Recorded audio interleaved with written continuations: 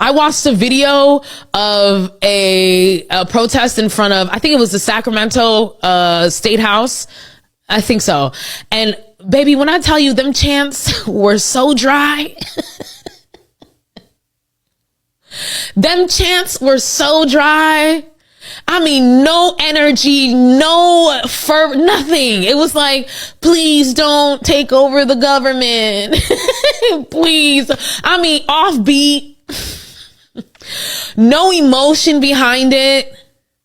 Like, they need us. They need us. They need us to direct them and to guide them. But see, the problem is they want us to tell them what to do, but they don't want to give us the power. They don't want to let us lead though. Right? Hello guys, and welcome back to our channel. Now today we're taking a look into something that's been on my mind after watching a viral video of a palm color woman being forcibly removed from an Idaho Republican town hall. Now this video has really sparked a whole conversation, especially in my community, about why no one stepped up to protect her.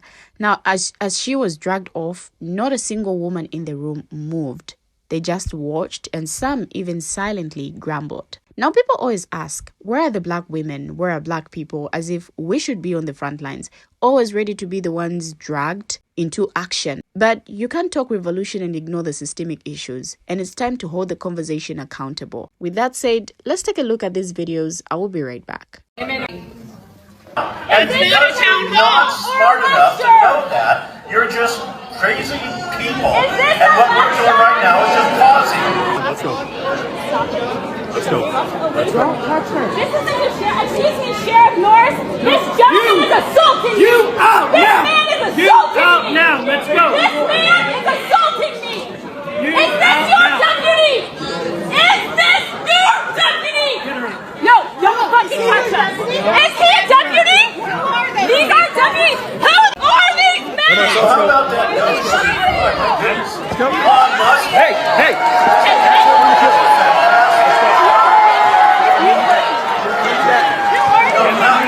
It's too bad that we have some under Social Security recipients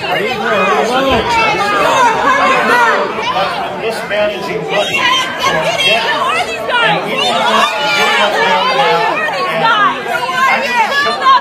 are these guys? Show your badge! Don't touch her! Cooperate, it'll be 100 times better. Yeah, that's what they say to rape victims. You fucking piece of shit. You refuse to identify yourselves. Who are you? Who are you? To come here today, and I applaud them for doing so. Thank you for coming. But the problem is this. They didn't come here to listen. They came. Watching white people do these protests and show up to these Congress people's offices is hilarious.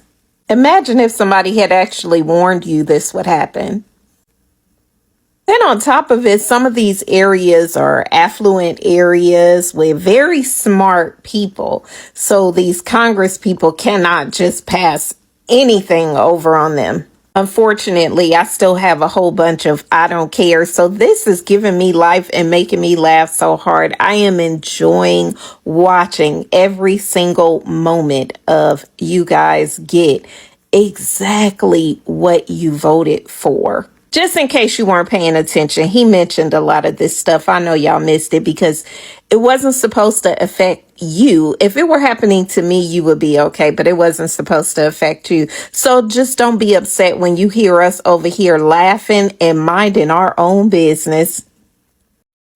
Please put Idaho Town Hall in your search bar and watch those men who were not police officers drag that white woman out of her seat onto the ground and out of the town hall to God knows where to do God knows what because they didn't like what she had to say.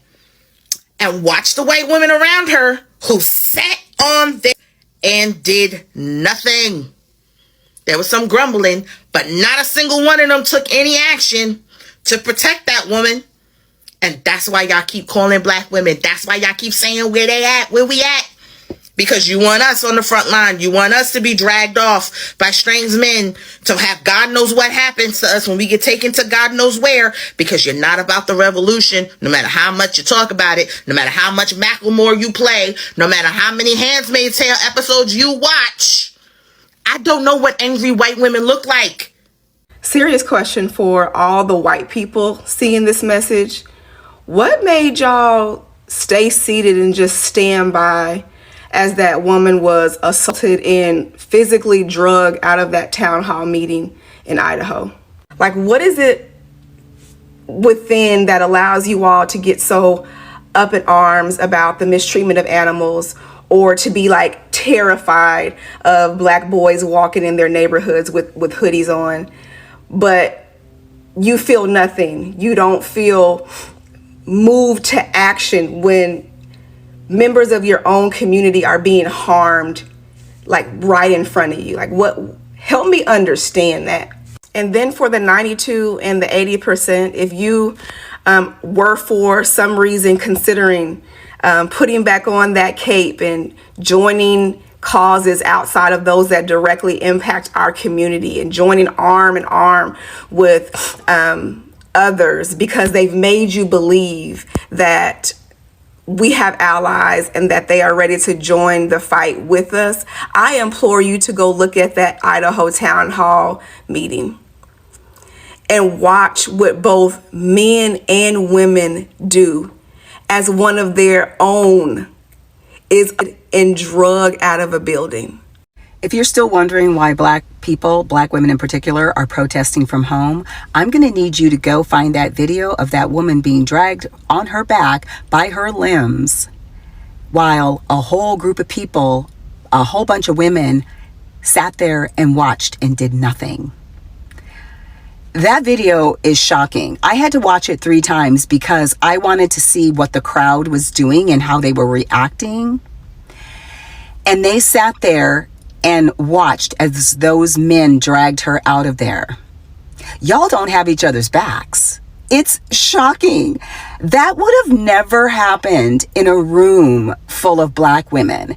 Our instinct would have made us jump out of our chairs without even thinking about our own safety, because that's what we do. It is unfathomable to me that a woman could watch, just like biology, a woman could watch another woman being dragged like that for talking and do nothing. You guys, I mean, yeah. Everybody needs to see that video and think about it. So white women, y'all really sat up there and watched y'all fellow white women get physically hog-tied and dragged out of the town hall? You did. And look, they kept dragging her ass because this is outside the fucking town hall. And y'all still continue to let this happen? White women, you let this lady get, and y'all didn't do shit. Y'all didn't stand up. Only thing I seen on that video, because I watched it several times, 3 different angles. All I seen was white women sitting there. They started clutching their purse and shit, you know, yelling from the seat. Didn't stand up, didn't do anything. This is from outside the town hall. They continued to drag this lady out. And y'all ain't did nothing. Y'all coming out this door right here, still walking around like y'all don't see none of this shit. But then y'all expect us as black people to rock with y'all? Oh no, boo-boo. Oh, but no. Oh, baby, I just seen that white woman being carried out by them white men at that town hall meeting in Idaho. Ain't no way in hell black woman would have allowed another black woman to be treated like that. No way. You sat there and you looked, you recorded, you yelled, but not none other white woman stood up to protect that lady. Your own. And then you consistently get on this app asking where black at home. You think we're going to put our bodies on the line to go out there with y'all and y'all don't even protect your own? That was disgraceful. That was a piss poor example of women supporting women. Every last black woman in that vicinity would have been on them niggas. You understand me? That was disgusting. For the women that sat there and watched these men carry her out and did nothing and thinking that you won't be next, why do you think we stand up for other black women in the street? Because we understand it could be us at any given point in time. We represent one another. We look at one another and we see each other in one another. And until y'all stop practicing this whole mentality of independence, look over here. That was nasty work. Of the town hall in Coeur d'Alene, Idaho. Yeah.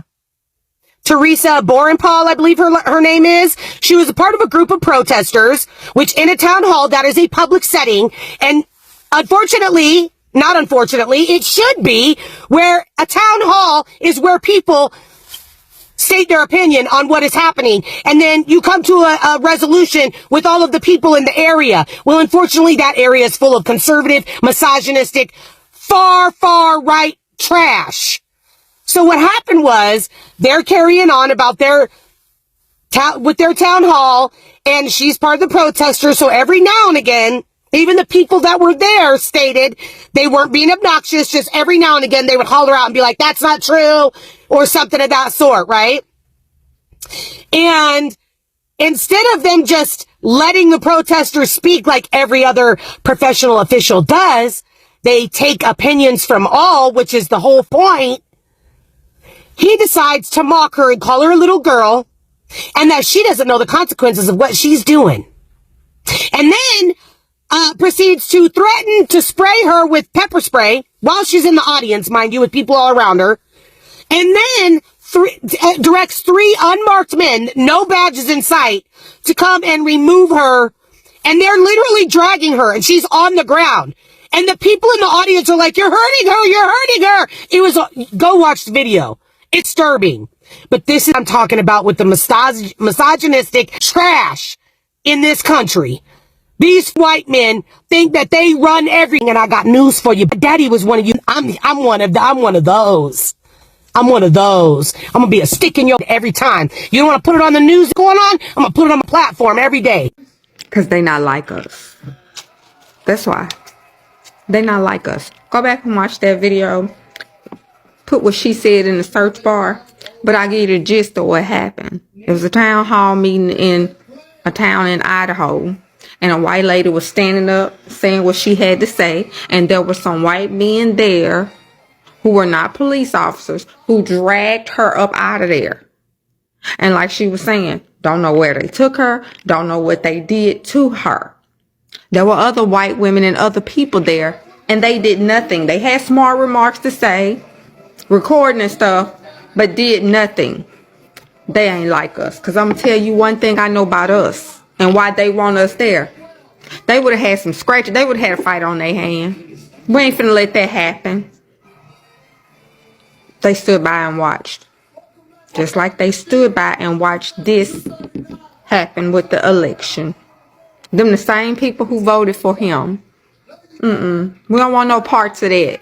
We don't want no parts of that. Now, it's sad that that happened. But when I be saying, y'all want to talk about what you need to do, get y'all together. Y'all won't even help each other. I'm not going to say can't. You won't help each other. Not one helped that lady. Everybody felt that way. They applauded her. They agreed with her. Ain't nobody help her. She got dragged up out of there by some random men because they didn't like what she had to say. And this is only the beginning. They ain't like us. Because, no. That wouldn't have happened. Because there'd been some dragging and some kicking and some screaming. Baby, it'd have been a band of black women on them with everything we had. And that's the truth. They ain't like us, and that's why we ain't getting involved. Y'all won't get involved to help each other. And you want, who you want there? No, ma'am. No, ma'ams. You know, there's always this constant expectation that black women should always be the ones stepping up, always at the forefront, always fighting. But the moment we speak out about it or refuse to take on the burden of others, we are met with criticism, with blame. And in this situation, when that Pamkala woman was dragged out, not a single person stood up to help her, especially not the women around her. They just sat there watching. Yet somehow it's always black people were expected to fight to get dragged into the mess. And this isn't about disregarding solidarity or saying we shouldn't support one another. It's about the fact that there's a larger issue at play. People talk a big game about revolution, but real change requires more than just words. It requires action from everyone, not just the people you expect to do the heavy lifting because of their race or gender.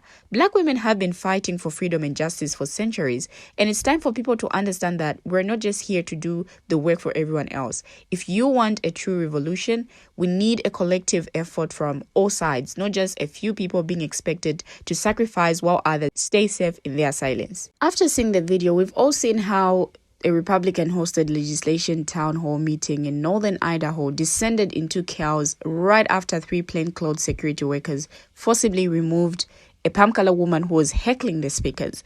Now, the incident Saturday, first reported by the Coeur d'Alene Press, drew widespread attention after videos of the turbulence were posted online. Now, more than $120,000 has been raised for Teresa Borenpo's legal costs, and the police chief has asked to have the security firm's business license revoked. The city attorney's office also dismissed a misdemeanor battery citation against Borenpo in the interest of justice. The police chief Lee White said Monday, and detectives are reviewing video to determine whether the security officers violated any laws. Now, roughly 450 people attended the legislative town hall hosted by the Kootenai County Republican Central Committee, said the organization's chairman Brent Regan. All of them were told that security officers were present and that anyone who refused to respect the rights of others would be removed from the event. Still, videos show cheers and jeers were erupting throughout the crowd at times, including when one lawmaker mentioned legislation that he said protected doctors from being forced to do unaliving of unborn babies. Women are getting unalived, one person in the audience shouted, and doctors are leaving our state, another yelled. A moderator tried to quiet the crowd, scolding people for popping off with such remarks.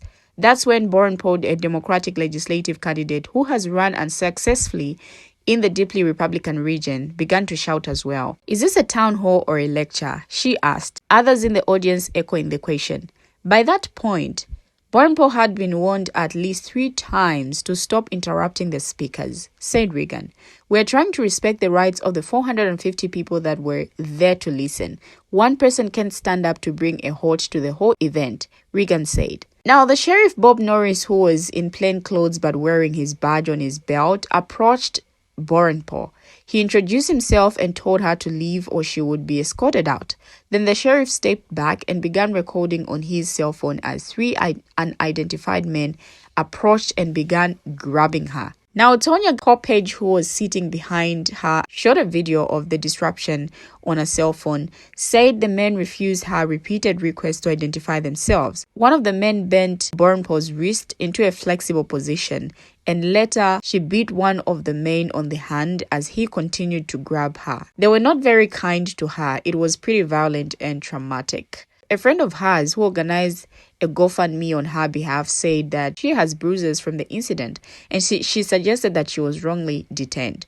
Who are these people to detain Teresa in the first place? This is not the first time we've seen this kind of security presence in public meetings or town halls. If they are going to be detaining people, do they even have knowledge of the law? Are they trained to safely remove people?